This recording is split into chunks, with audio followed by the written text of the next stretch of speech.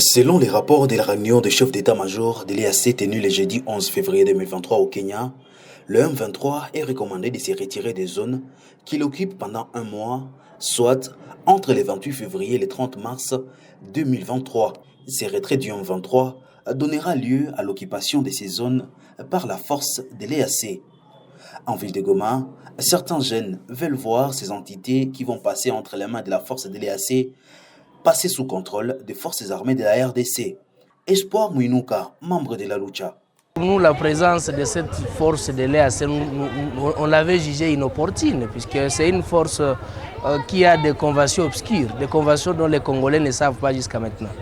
Mais quand il s'agit de la question d'abandonner les zones occupées par les terroristes M23 aux mains de l'EAC, pour nous c'est une bonne chose, mais à la longue, il faut que ces zones soient occupées par les FARDC.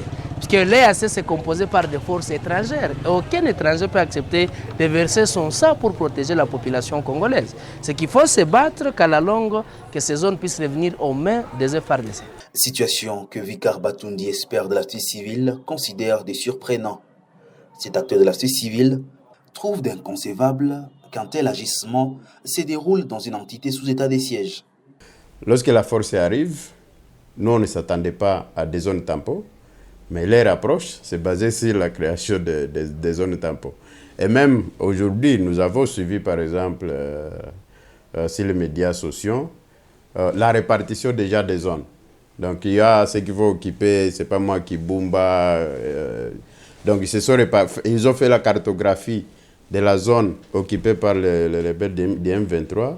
Et chaque unité de chaque pays va gérer une zone. Alors, il y a des questions à se poser, parce que nous sommes dans un état de siège. Quel est l'avenir de l'état de siège dans ces zones-là? Parce que quand c'est occupé par la force régionale, selon les informations à notre possession, c'est que notre armée ne peut plus fouler ses pieds dans ces zones-là.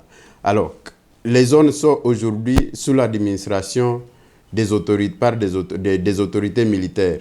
Est-ce que ces autorités-là seront remplacées? C'est la question qu'on doit se poser. Deuxième question, quel est le délai? Est-ce que c'est pour toujours, donc c'est éternellement, ou il y a un délai fixé? Parce que même jusqu'à maintenant, la population n'est pas informée sur le contenu des accords signés entre la RDC et l'EAC par rapport à l'accompagnement dans ces opérations. Pour la société civile, nous devons amplifier la pression. La pression au gouvernement congolais pour une diplomatie agissante, mais aussi à nos parlementaires.